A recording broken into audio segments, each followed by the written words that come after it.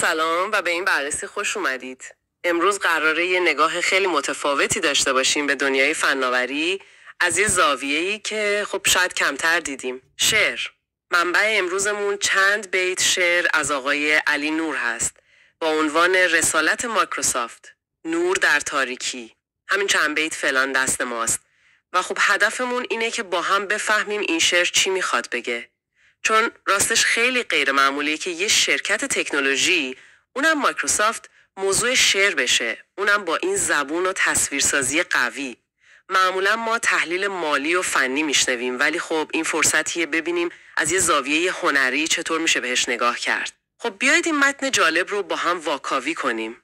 شعر با توصیف یه دنیای خیلی تیره و تار شروع میشه، یعنی جهان قبل از اون چیزی که شاعر بهش میگه رسالت مایکروسافت. میگه جهان تاریک، جنایت‌ها، خیانت‌ها ز چشم و گوش بیرون بود. و بعدش خرافه وافر و عالم اسیر رمل و جادو بود. این کلمات یعنی جنایت، خیانت، جادو یه فضای خیلی سنگینی میسازن. انگار برگشتیم به یه دوران خیلی قدیم، شاید حتی قبل روشنگری. به نظرتون شاعر با این کلمات سنگین دقیقاً چه حسی رو میخواد منتقل کنه؟ این تاریکی چیه منظورش؟ دقیقاً. این انتخاب کلمات خیلی هوشمندانه است به نظرم برای ساختن اون فضا.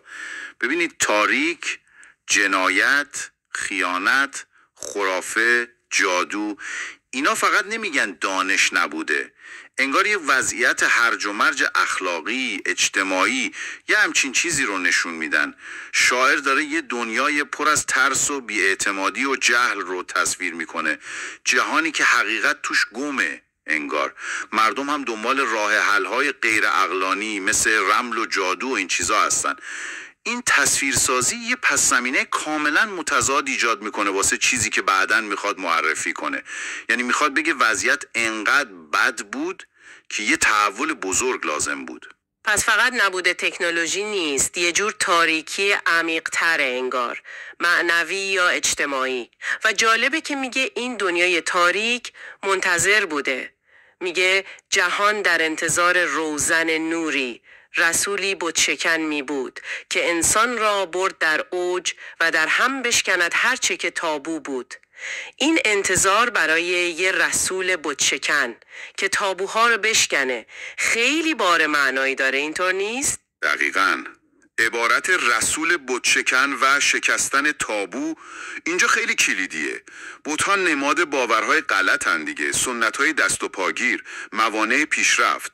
تابوها هم همینطور، چیزایی که جرئت نمی‌کنیم زیر سوال ببریمش.